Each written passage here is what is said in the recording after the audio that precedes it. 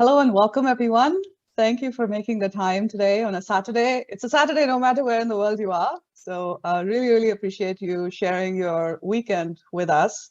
My name is Meenakshi Iyer, and I'm the founder and principal of Northstar Solutions and Services, which is a boutique future of work-oriented coaching, training, and consulting practice. And I've been doing this for about 3 years now. This August will be Northstar's 3rd anniversary. And it's been an absolute pleasure being in this space and serving as a personal agility and self-leadership coach.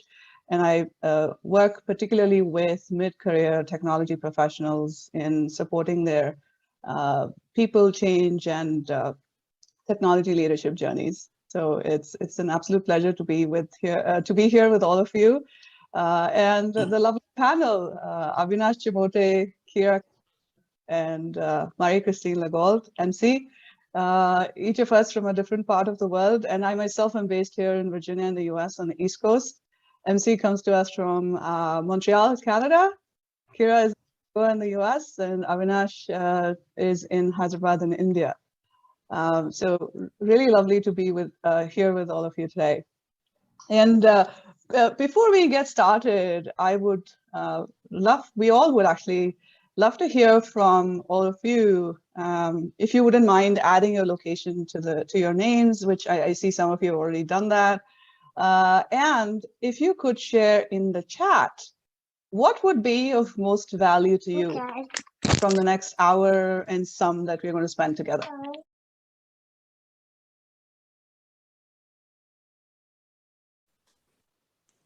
Thank you, Fariza. So really, we are happy to see that these are some of the exact things that we're going to be talking about today as we share our own coaching journey. So this is fabulous. Okay, so once again, welcome, hello, and welcome to everyone. Thank you for being here. And it's such a pleasure to talk about a coach's journey into the future. So as we celebrate International Coaching Week, which has been celebrated since 1999. So I think we're in, I don't know, some 20th sort of year.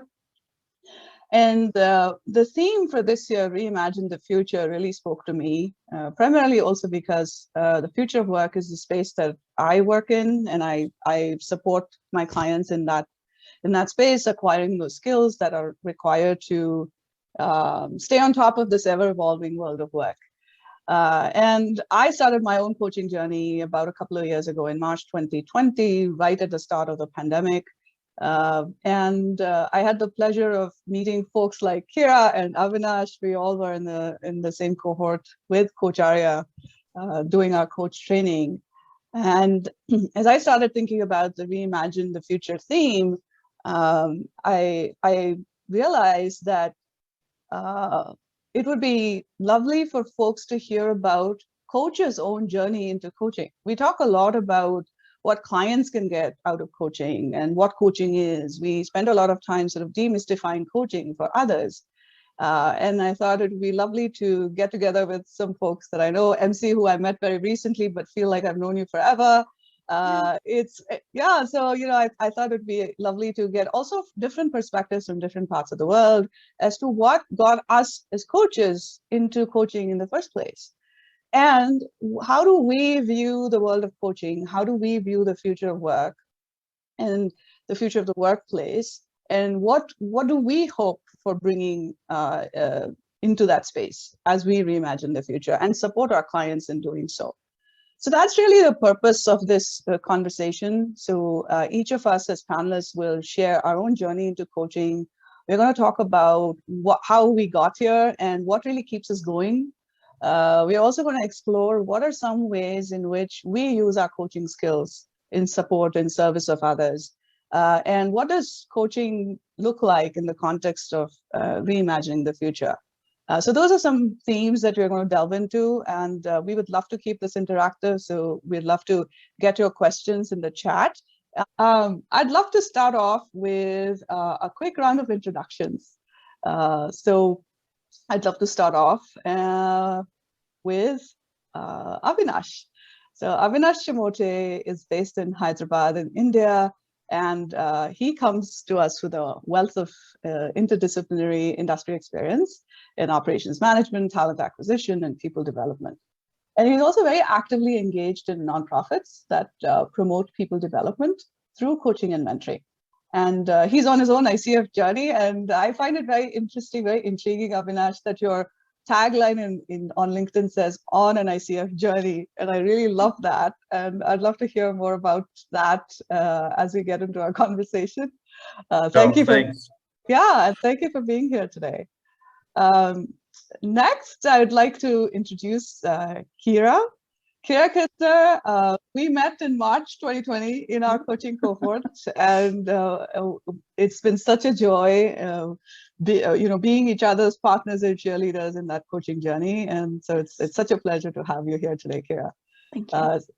So Kira is based in Iowa and has had a career in quality assurance, and that's something that we connected over as well. And Kira now is an ICF ACC coach and an entrepreneur, and her practice very creatively named Origami Coaching, and we're going to hear more about that.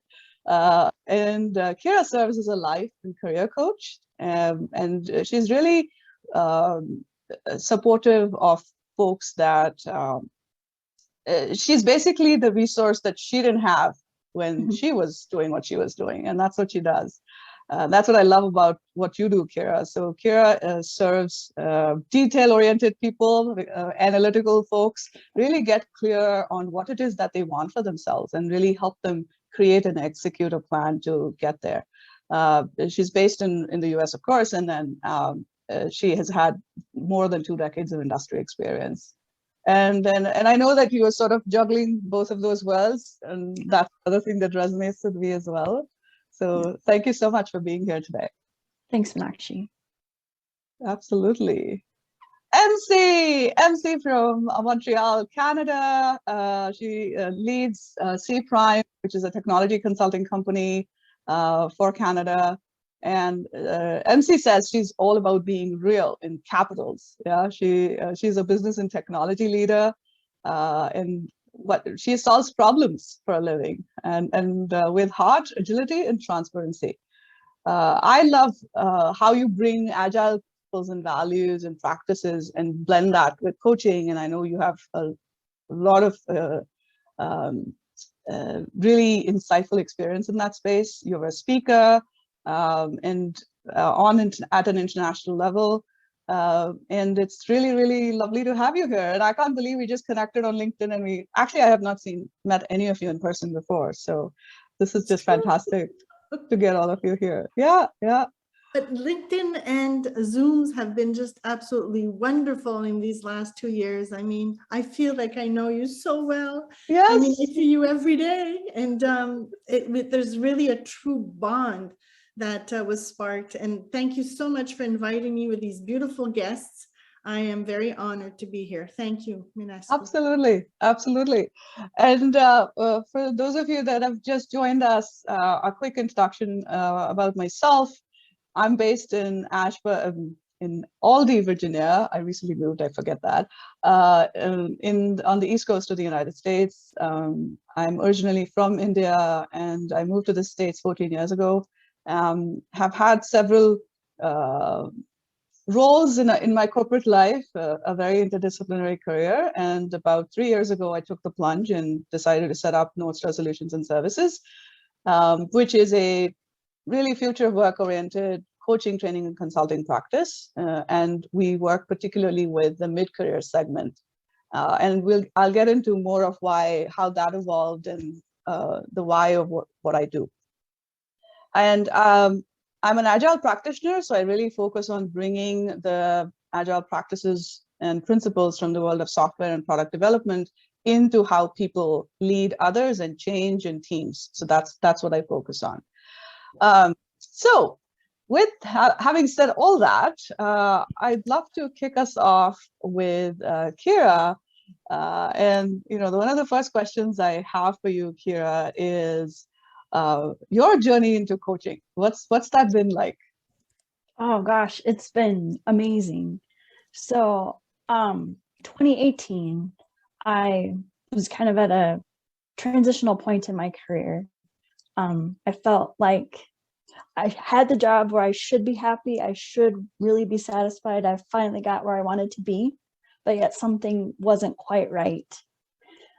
So a friend connected me with a life coach, and that process of self-awareness, confidence, all those wonderful things that you get from coaching was absolutely amazing. And I decided that I wanted to share that with other people. Like you mentioned, I want to be the coach that I needed earlier in my career, because I wish I had known about coaching so much sooner than what I did. So that's why I decided to become a coach, is to share that with other people. And 2020 in March, we joined Coach Arya and shared that experience. And the timing honestly was perfect. Connecting with people on that kind of level throughout the pandemic and meeting once a week for several hours, not only helped me get through the pandemic, but grow as a person. And just, I wouldn't change that experience for anything. It was amazing. That was lovely. Thank you so much. And I love that how you wanted to share what the enriching experience that you had. And that really, you took a career pivot really around that. Yes, I did. I was, like Meenakshi mentioned, quality assurance. I worked in the chemical manufacturing industry since college. So that's all I knew. And I was a lab rat. So I was always in the lab, always analyzing data and looking at processes and procedures. And then to switch, coaching is so much more than processes and procedures. It's diving deep into a person and understanding who they are and what drives them, what motivates them, where they want to go, their purpose. So it's definitely a huge shift. But I think it really balances me out. And I'm so grateful for that. That was just lovely. Thank you. Thank you for sharing. Yeah. Avinash, same question for you.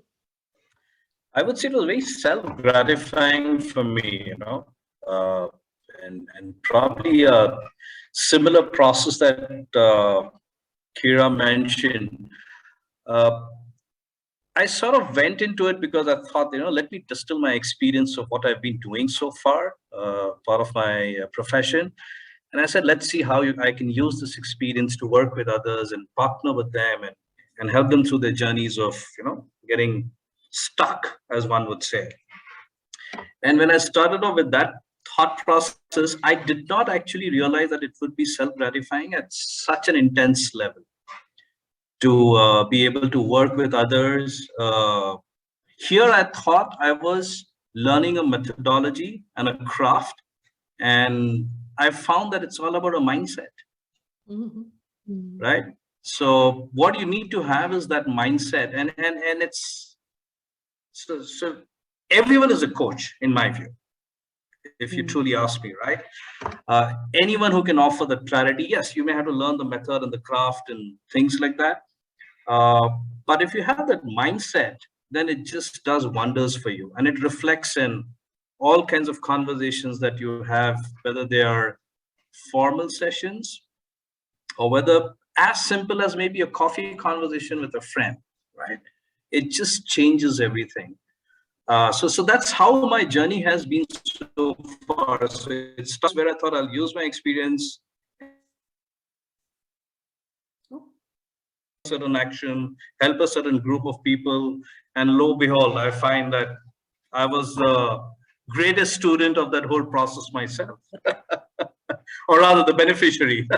Yeah, that's just wonderful. And so many of those aspects resonate with me in my own experience as well.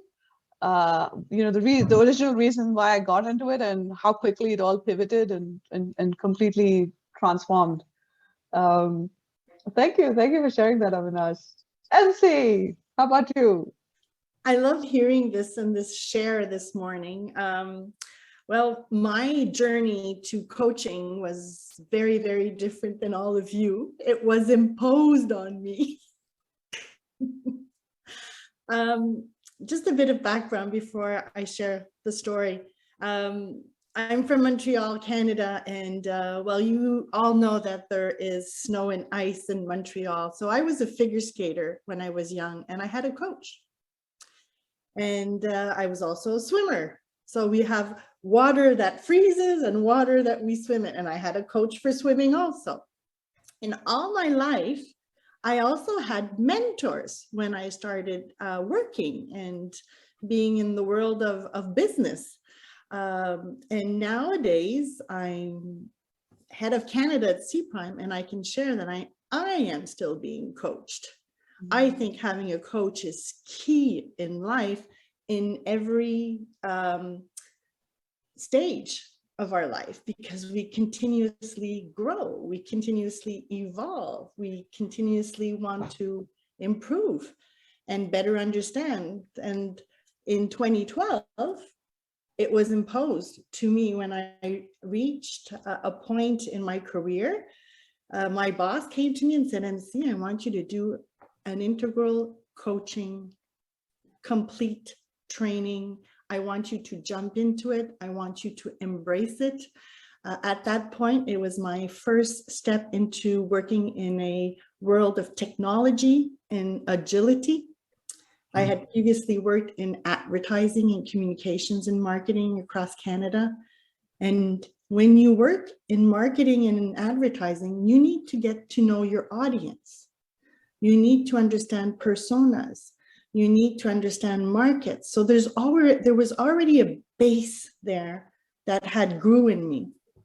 So in 2012, I registered and did my training to become an integral coach, which is mind, body, and soul. And it was really imposed on me by my president at that time. And I told him at first I didn't want to do it because I was just starting my new career and job in technology. I had already so much to learn. And he said, no, I'm telling you, you're doing it. So I really pulled up my sleeves and started studying and doing all the work and having the cohorts. And it was a wonderful, wonderful experience with Convivium, New West Venture, and the whole federation. I didn't even pass the exam the first time when we had the judges in front of us. I failed. And, you know, since I was in the world of agility, we often say fail fast, get up, share, and get going. So a few months later, after a bit more coaching that I received and practice, it's practice. And it's getting that mindset at the right place. And at first, when you start as a coach, it's like anything, it's like sports. You're not comfortable at first. You know, you keep reading your preparation and whatnot. But after a while, I think it's a question of also having confidence in ourselves and being really good listeners. And a bit like a gardener makes things grow, they seed. And I think that's very much part of our job. So I'm very happy to be here today, and I'll share a lot more, but I'm all about being real and that transparency, and that hits with those agile values, which is about being curious, vulnerable, respectful, collaborative. And just to close on this, being real for me, every letter, R-E-A-L, R is for reset. E is for energy, because you have to be able to dose and balance in life. Sometimes we're empty, sometimes we're too full. So that energy is so important.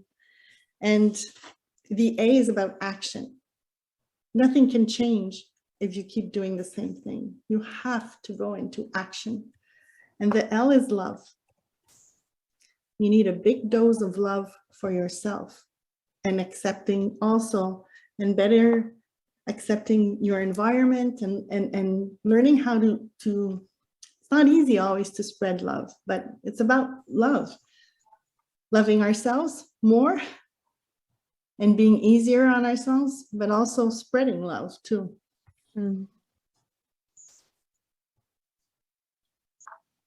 I just made some notes here. But thank you for sharing that, and the what real really means. So loved hearing that. Thank you. So my journey into coaching has been kind of similar to all of yours. When I started North Star Solutions and Services, my whole idea was to, so back up. I come from the world of technology implementation, working in project management, process improvement. I'm a trained English as a second language teacher. I've worked in HR. So, I've done a lot of different things, worked in different industries. Ever since I moved to the States, I've been in the healthcare technology space. However, on the healthcare delivery, care delivery side of the house. And so my journey into all this really started with lean processes, lean thinking, and then moved into human-centered design. And then I got into agile.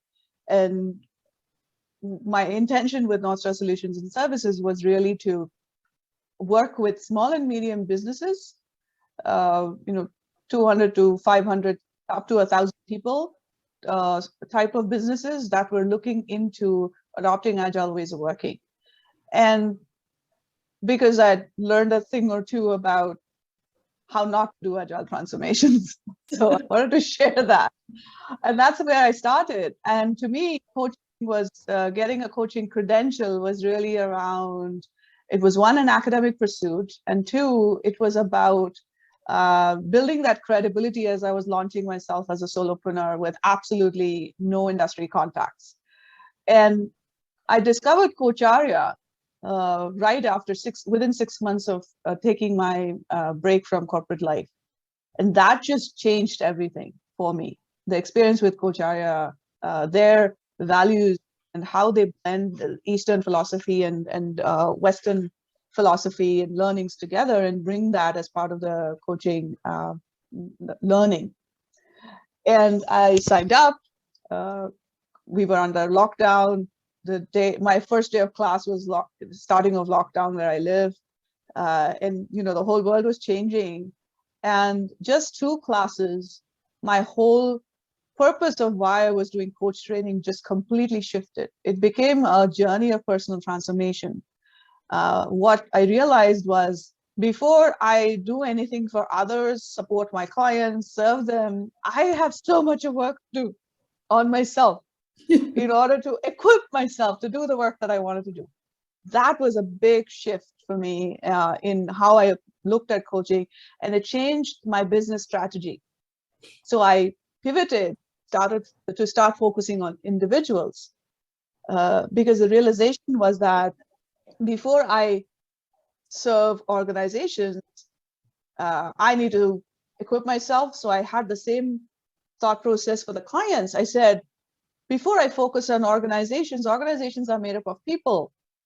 How wonderful it would be if I'm able to focus on individuals and really help them become those change agents in their ecosystems. And that shifted everything for me. So my complete business strategy changed in that process. So that's how I got into coaching. And then I realized that in organizations, it's the mid-career segment that is kind of left on their own to figure out their development paths. There's a lot of support for new folks, fresh out of college. There's a lot of support for executives, company paid services, right? It's the mid-career that does a lot of the work and gets caught in most organizational change management initiatives that is sort of left on their own. And so I realized that that's where I can make the most impact. And two, I started focusing on folks like myself who speak English as their second, third, fourth language and have to work in a completely predominantly English-speaking environment. Our career experiences, lived experiences are very different from that of a native English speaker. So that's the other piece that I started focusing on. And my niche slowly evolved, and I found myself working with more and more women technology professionals and those of us that speak English as a second or third language. So that's really my space now where I bring the most value. Well, I can say that you're going to be bringing a lot of value on November 1st. Meenakshi is going to be a wonderful speaker at Agile Day Twin Cities in Minneapolis in Minnesota in November. And what you're saying right now is so key. The focus that you have been doing on mid-career or mid-management individuals and organizations they need so much support. Yes. They're stuck like in that Oreo cookie, you know, the top Absolutely. down gets all the coaching, the bottom up gets all the coaching. You need that white fluffy stuff so it sticks together. And they're the ones that aren't getting the support. Absolutely. Absolutely. And thank you for that plug. I'm so looking forward to meeting you in person. I will also say this, that I find it a little bit ironic that organizations tend to wait up until a point where leaders become executive leaders and then provide them with coaching. To me, it's and then we talk about a pipeline problem. I think the pipeline problem, to solve the pipeline problem, we really need to provide coaching as a support tool throughout the pipeline, not just at the ends of the pipeline. So yeah, that's my soapbox. I'll get off it. I just want to look at any questions here. Okay, so how do you use coaching to make a difference? Future and importance of coaching. So these are growth and learning in coaching. So these are our next questions coming up. This is great. So the next question I had, and I'd love to start with you, and you've alluded to some of this already. I think all of us have. How has coaching been impactful for you personally? Like the top one or two things that really stand out. MC. Well, I'm going to start with something that may be a bit contradictory. We all did our training to become coaches, and coaches that continuously evolve. And I find that in the milieu and in business, sometimes coaches are getting bad raps. Sometimes it's almost hard to mention that we are coaches. It's like, ugh. I wanted to start with that because I'm sure that we all kind of feel that sometimes. It's like the word agile, Meenakshi, you know, it's like, people have not done it correctly or have not supported correctly, and they don't see the end results. And they don't see that it moved that needle enough. So it just kind of gets pushed aside. So I'm still being coached, like I was saying. I'm coached by a business coach. His name is JD Fox. I mean, he is completely very commercial, very in your face. Can I tell you something? I've learned so much with him about trying to bring a coaching wonderful journey or path with benefits, being able to identify what we are aiming for.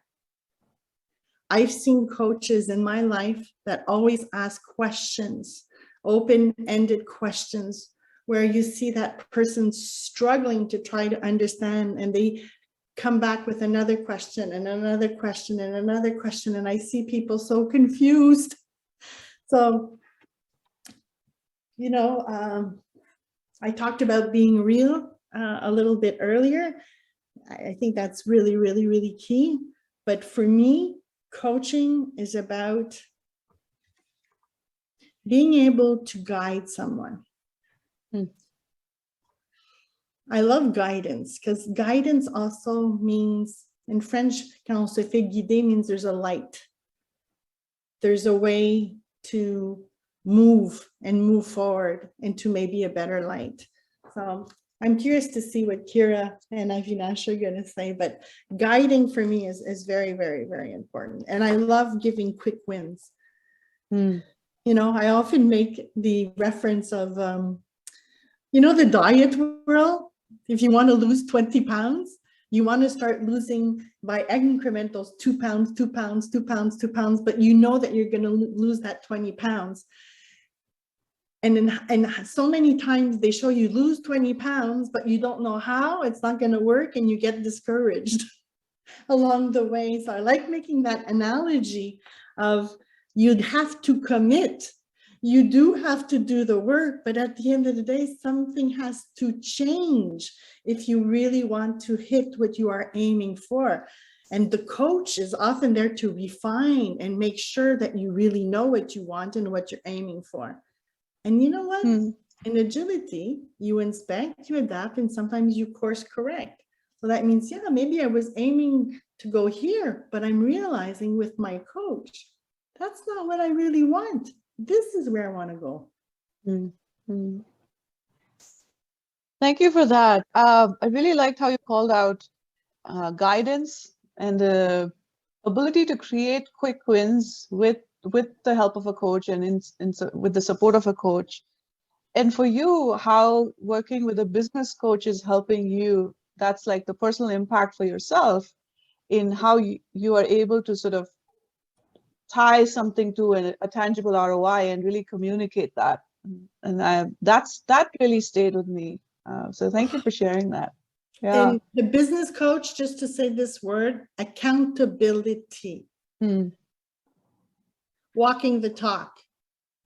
Doing what you're saying you're going to do when you're a leader, when you're a coach, when you're just you in life, be it a mother, a wife, or a friend, or a daughter, or whatnot. It is so important, accountability.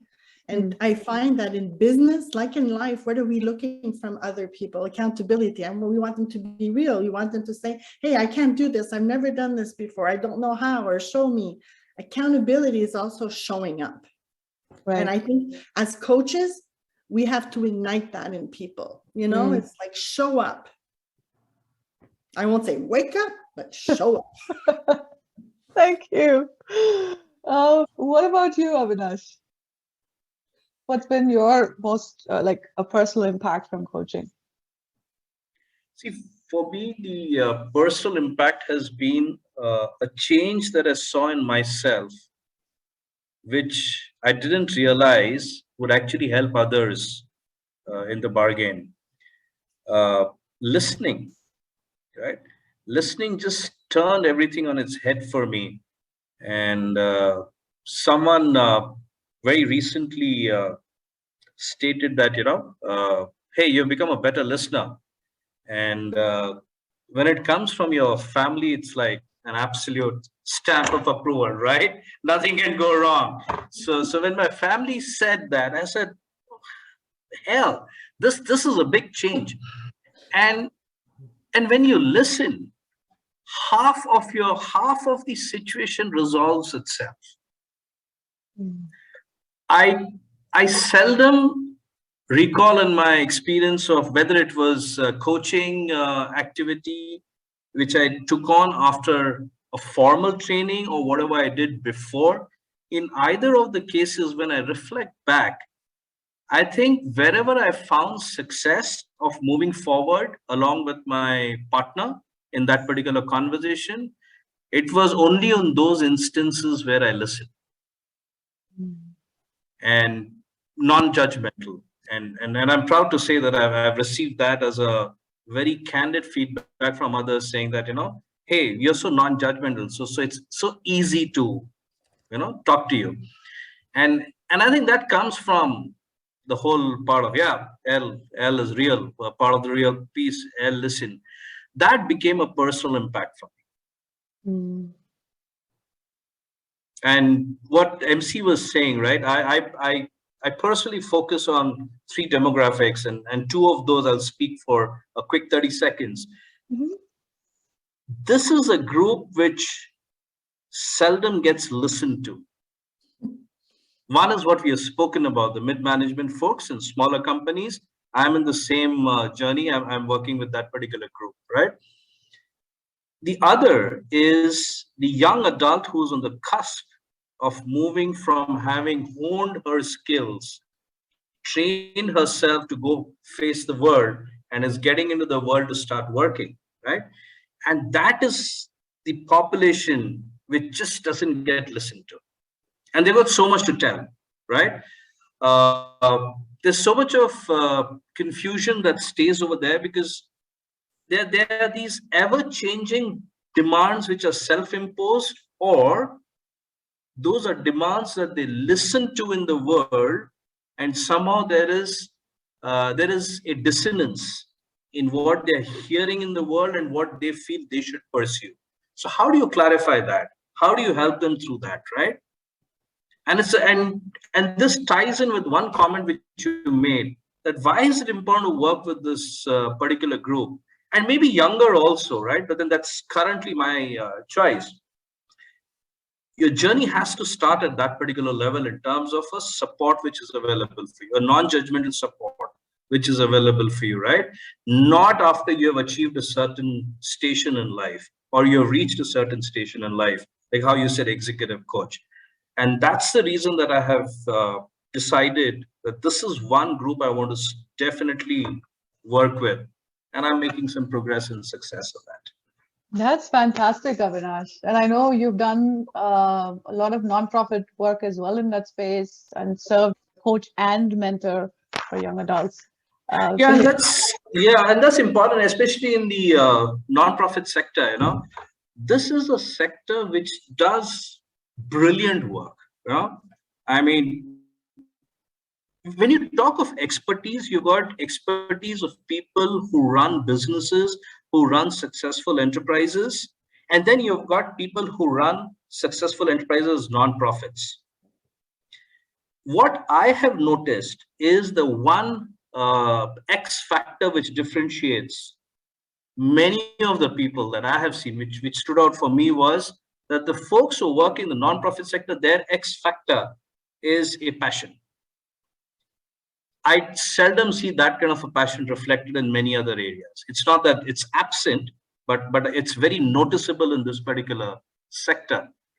And this is a group which is hungry and curious for learning the ways of how rest of the enterprises, for-profit enterprises, are operating, how development is happening for a person, how an individual's growth is happening. This is a group which is very hungry, very curious.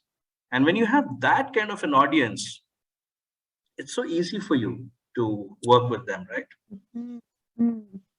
Because they are already eager to be coached. They're already invested in that process. Exactly. Like MC said, show up, right?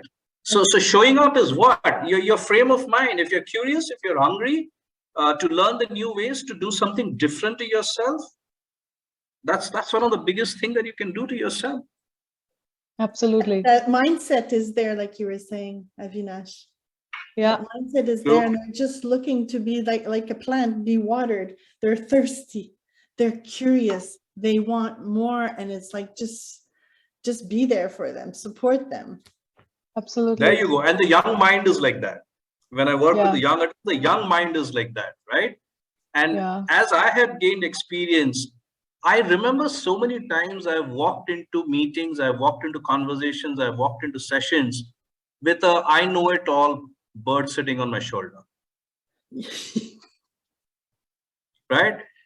And so many times that has been shot to smithereens, saying, oh, buddy, okay, you know it all? Well, let's talk. Right? And if I could make that mistake, I'm sure there are many others who do have that kind of a thinking, right? And not faulting.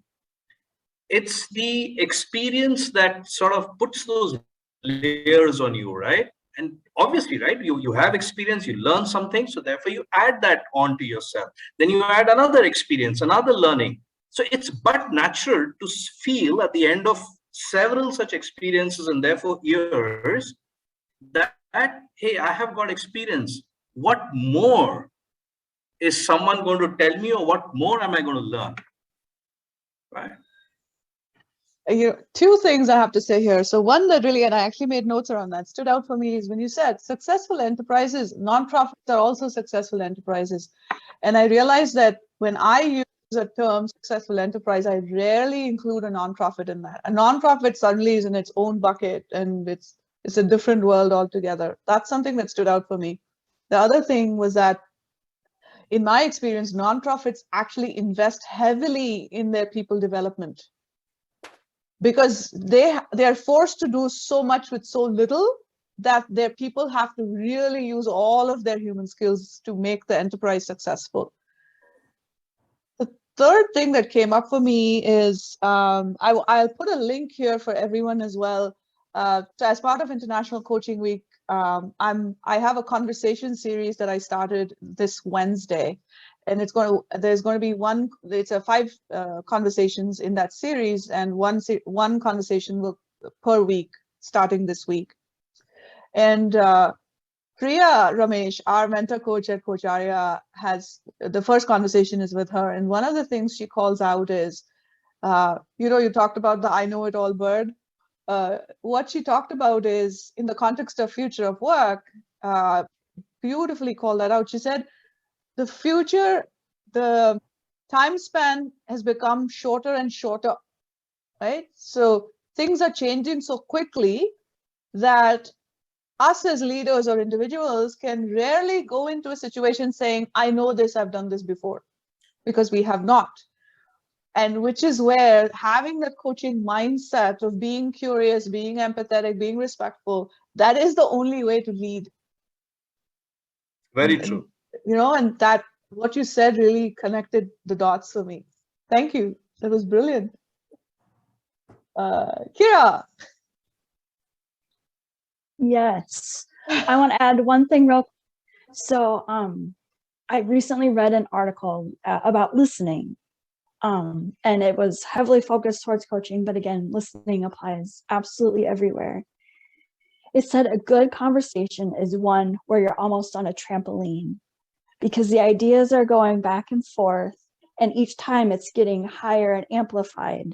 So it's something that should be of benefit to both people, but then also sharing back and forth allows it to grow and become more than it could if it was just one. So I thought that analogy was perfect. Loved it. So coaching and how it impacted me personally. Like I mentioned, 2018, I was in a place in my career I should be happy, but I'm just not.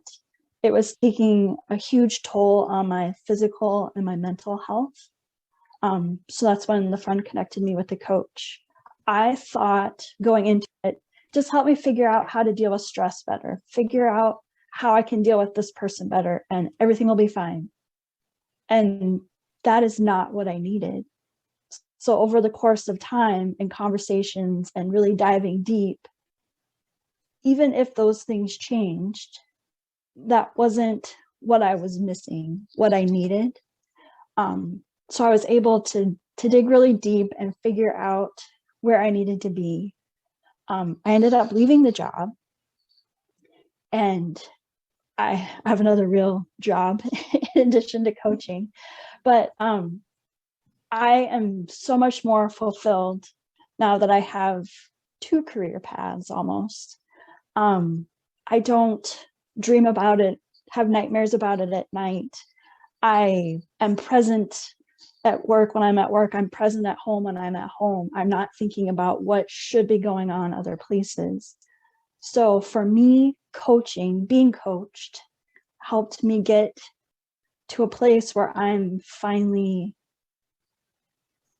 happy and congruent inside and out. Life and work and family and all those pieces have finally started to come together. And I could not have done that on my own. Yeah. That is so impactful and deep and personal. Want to acknowledge your courage and your vulnerability in sharing that with us. We feel your heart, Kira. It's unbelievable. Thank you. How wonderful this new journey is for you. It's amazing. And that's why I just want to share it. Just want to share. Absolutely. And the trampoline and analogy, oh my God, that's like etched in my brain now. Because that's how collaboration really works, right? The ideas just multiply and boom, you have a new something totally new. Yeah. And it doesn't happen without listening. Absolutely. If you come with the bird on your shoulder, which I have done many times myself, you're not going to get there. Absolutely. For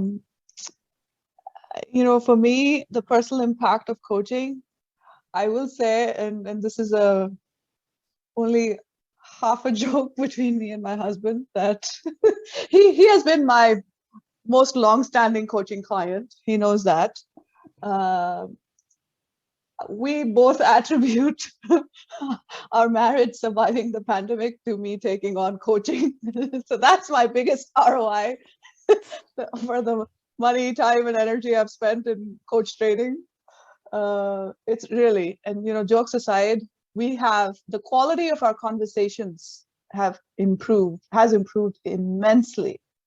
And I find that not only just with him, and he listens better, he listens more, he listens better. We listen to each other, we listen to what is not being said, and we get into the why of what we are saying. You know, so in Coach Arya, we talk about the who and the what, right? So we really listen to the who, listen for the who.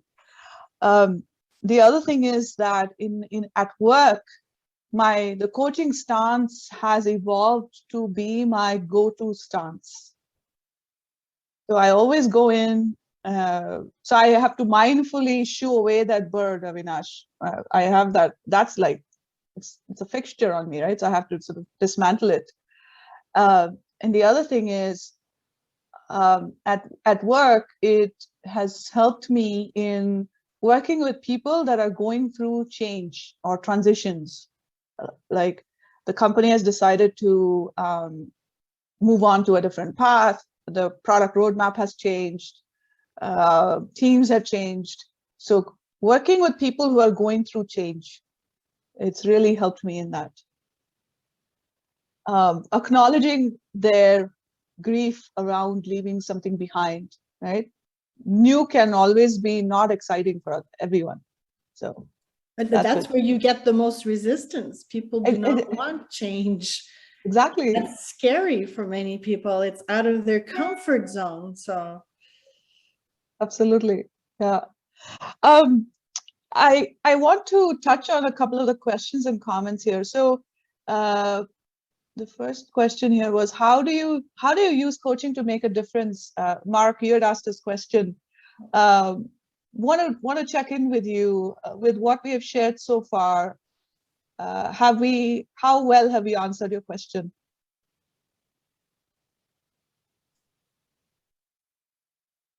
That's very well, because that's basically what you're talking about, is how it transformed you and how then that passes right through others. Thank you. Okay, great. Stephanie had a question around growth and learning in coaching. How are we doing with that, Stephanie? And what would you like to add? I think that we're doing great. It's so I really like the pieces about the non-for-profits and the passion work, instead of specifically out there to make a big profit, because that's one of the things that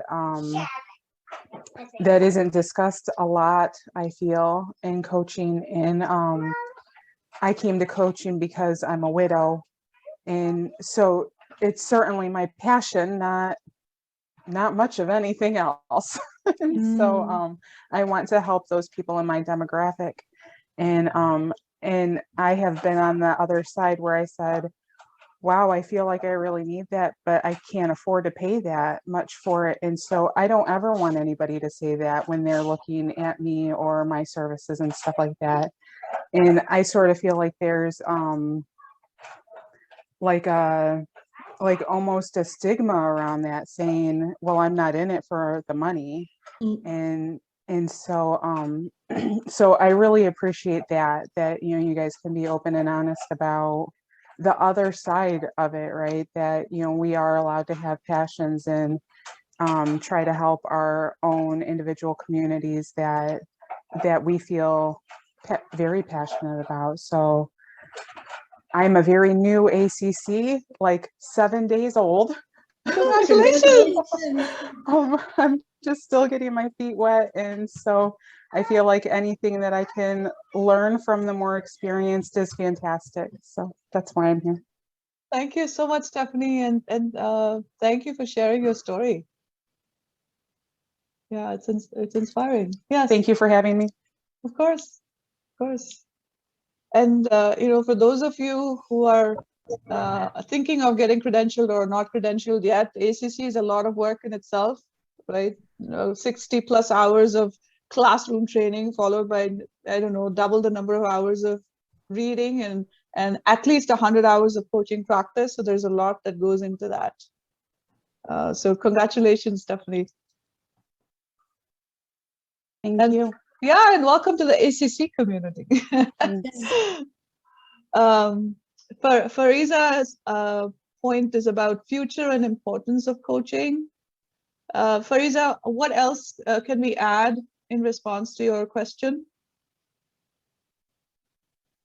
I think that's about it. I was just wondering because coaching seems to be the ever-growing buzzword these days, and a lot of people who want to be coaches and a lot of people who want to be coached, and they are coming forward, which I think is such a great idea, because what it does is it opens, while having a conversation, it just opens up so many doors for you. So sometimes. What I like about coaching is sometimes the coach doesn't give you a solution. And while having that conversation, you arrive at a solution yourself. So I think it's a beautiful thing. But I must say this about the people here who are coaches or are on the journey of being a coach. One common thing that resonates amongst all of you is humility. And thank you for that, because that's a big help. Thank you. Thank you so much, Fariza. And I will share the link to that conversation that I was referencing earlier with Priya Ramesh, who's a master certified coach with ICF, and she's a mentor coach based in Chennai in India. Several of the pieces that you talked about, she shared some amazing insights on the future of coaching and how it's so important for us as individuals, and especially those of us that are people leaders, to have that coaching mindset. And she delves into that quite a bit. So yeah, and thank you for being here and sharing your perspective as well.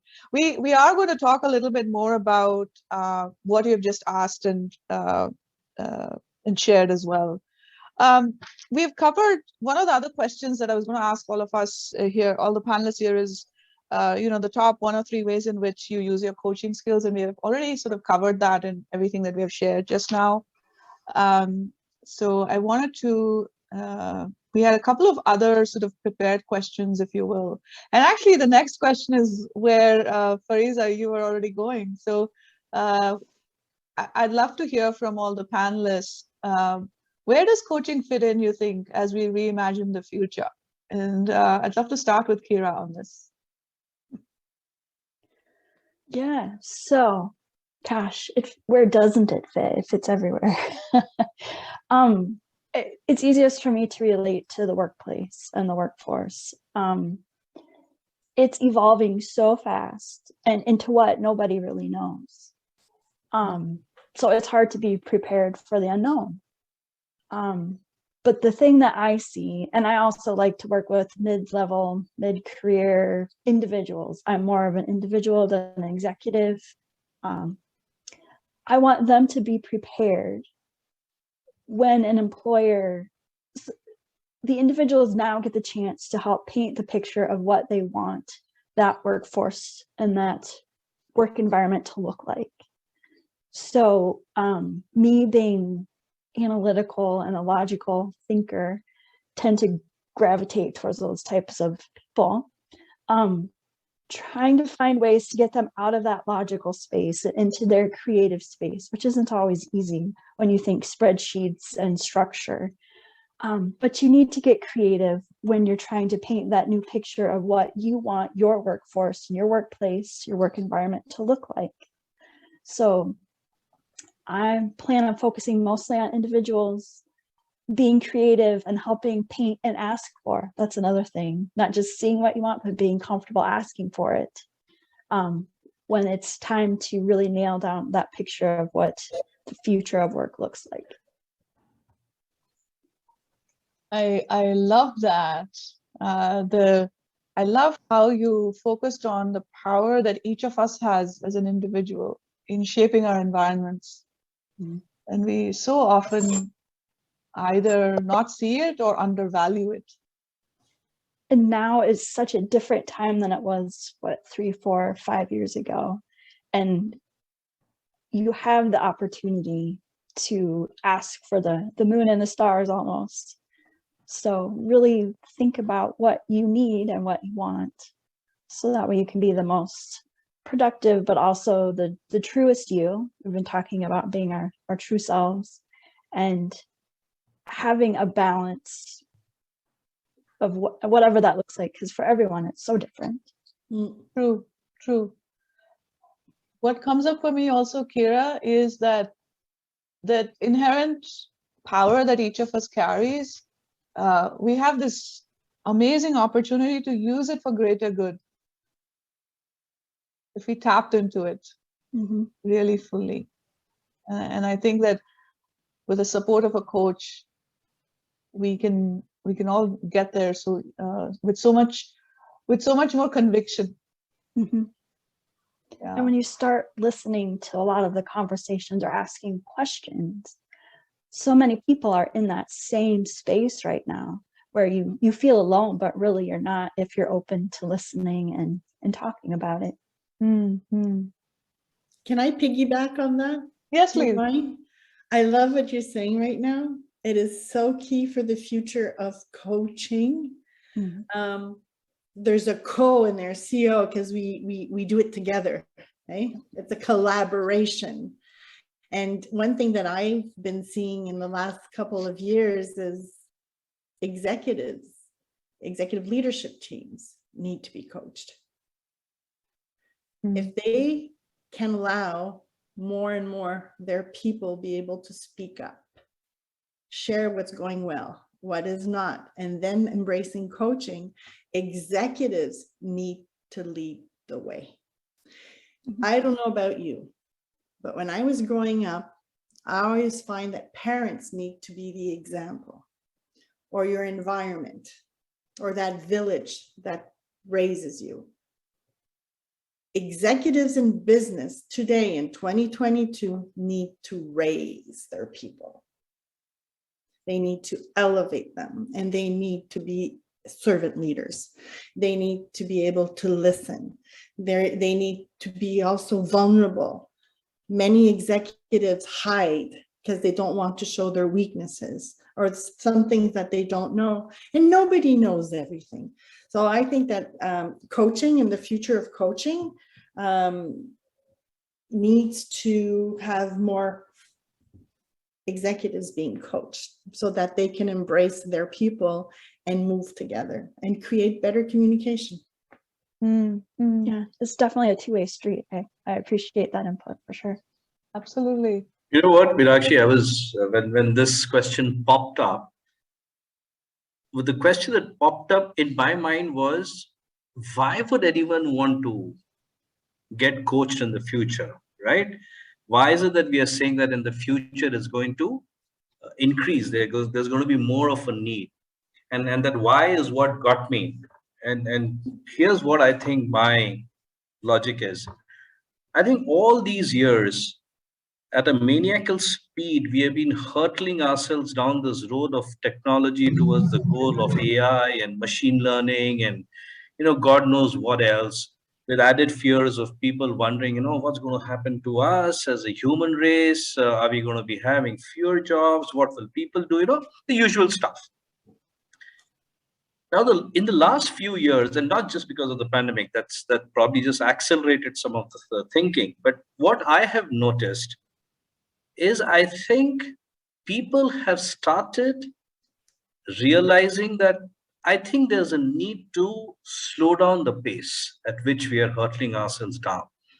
And this thought process has evolved due to a variety of reasons. There's no one reason to it, right? And in everyone's mind, the recent pandemic pops up because that's there for obvious reasons. But the fact is, people are questioning, do I need to slow down? Should I need to slow down? Okay. So once that thought creeps in, that, okay, let me slow down. The moment you slow down, it creates some mind space for us. Right? It creates some mind space because a lot of those speed related thoughts disappear or they get diluted. Then what happens? You don't have anything new to think, right? So you got some space. And then in that space, you can play. And what is that play? That play is nothing but you asking questions to yourself. And now that you started asking questions to yourself, which hitherto you were not, probably because you were speeding down, you don't know the answers.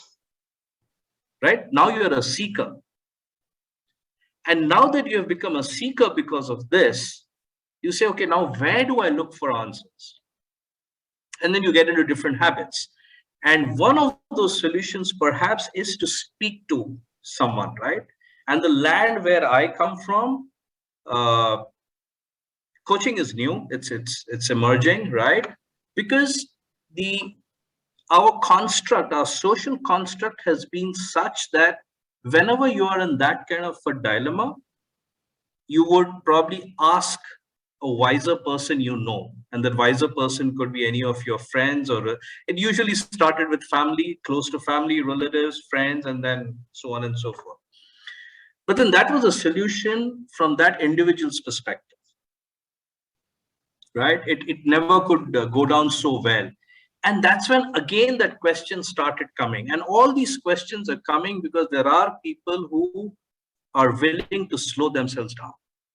And then they're asking those questions. And once they ask the questions, then they become seekers. And when they become seekers, they need a guide. And when they need a guide, they go to a coach, and the whole cycle starts. So that is why I feel, and I think one of our partners in the group had asked a question, what is the learning and growth in coaching? So one is an individual based learning and growth, and the other is the commercial aspect to it, or as a vocation or as a practice, that there's a growth to it. I think this is the reason why coaching sees a good future. I love that you mentioned that, Avinash, because that was the very first thing when I started doing coaching, my coaching certification. That's the first thing that my coach showed me, to slow down. And he gave me an exercise, in coaching, there's practices and exercises. And I love what you just said, and it just sparked something that I need to remember. I'm still growing too.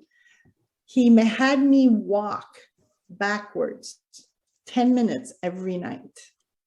And he said, slow down, girl, because you're missing everything. There's things that you're not seeing because you're going too fast. So he said, slow down. And he said, people, it's like, like a button for volume. Slow down, like bring it down. And then you see all these different perspectives or what you're missing. And maybe you learn you were talking about listening, you learn how to listen differently and better. Yes. And see differently and better. All your senses, when you slow down, are magnified. Yep. That was such a lot of wisdom there shared. Thank you all. Thank you all so much. And Avinash, I put that in the chat too. Like what you said was like a process flow diagram in my head. I'm visualizing that. What I wanted to add to this is because of all of the points that you all touched on, right? Things are uncertain. Things are. There's this framework called the Kinevin framework. I'm putting it in the chat. It's a Welsh word.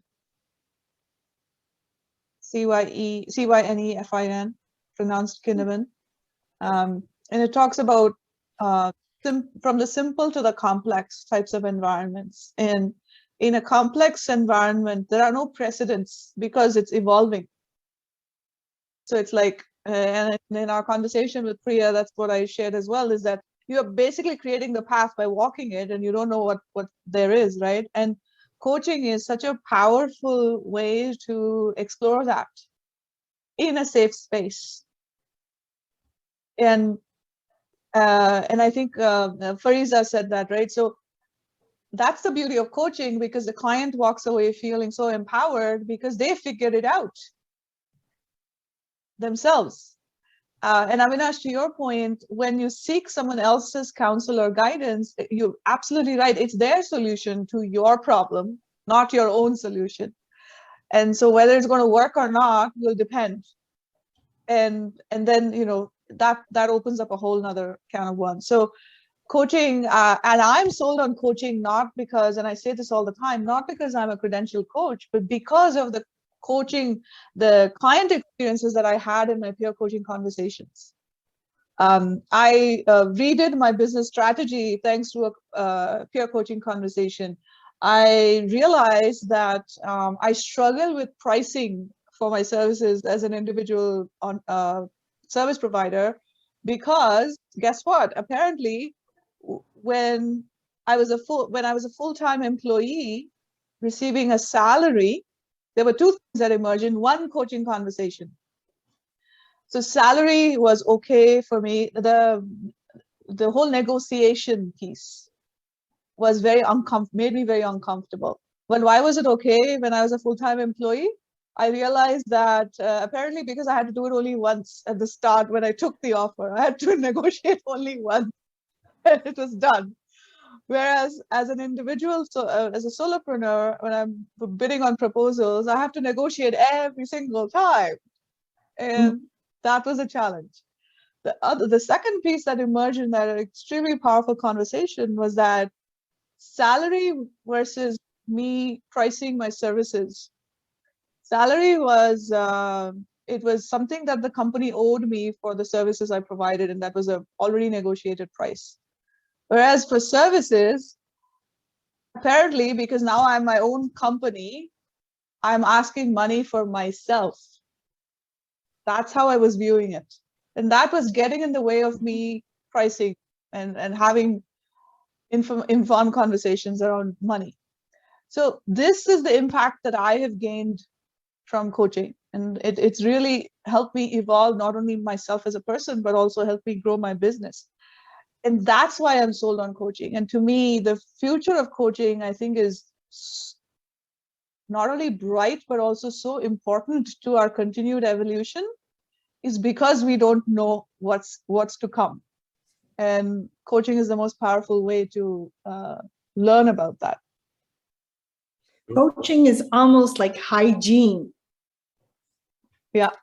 It's also touching wellness, balance, équilibre, we say in French. And it's so that hygiene of, you know, there's different practices, be it meditation or whatnot, but the strength and the wings that you were saying that it brought you, that's amazing. It's also giving you a voice that is very different. Yes, absolutely. Yeah. I'm just doing a quick time check. So we have about 3 minutes left. So I would love to get like a quick 30-second parting thoughts from each of you. Kira? Oh, let's see, parting thoughts on coaching.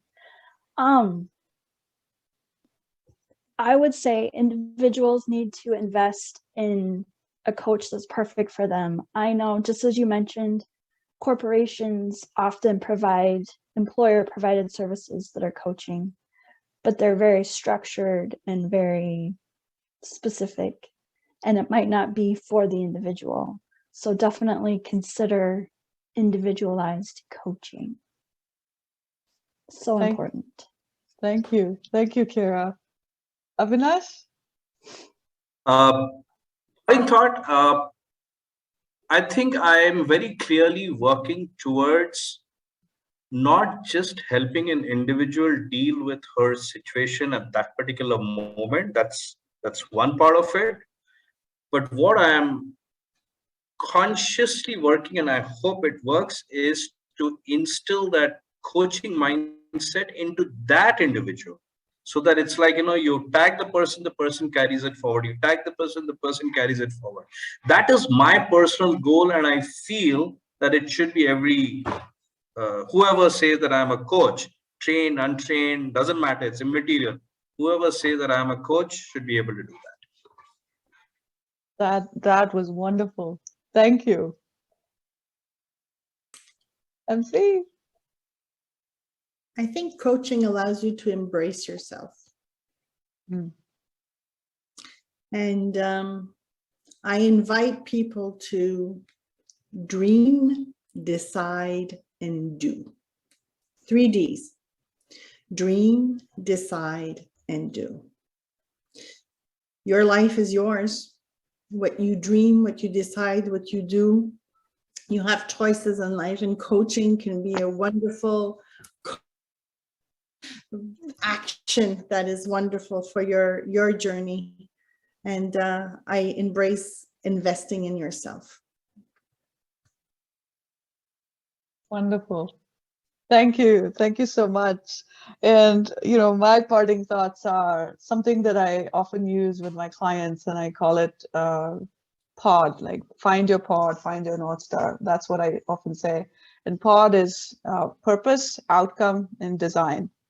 Why do you want to do what you want to do?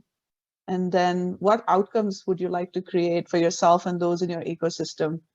And once you figure those two out, then you design the how, the why, what, how. So find your pod, find your North Star. And that's really my wish for everyone here. I'd love to, I want to thank all of you, Kira, MC, and Avinash, for your time, and all the attendees here for participating in this conversation, making it so generative. Really, really appreciate your time and your presence.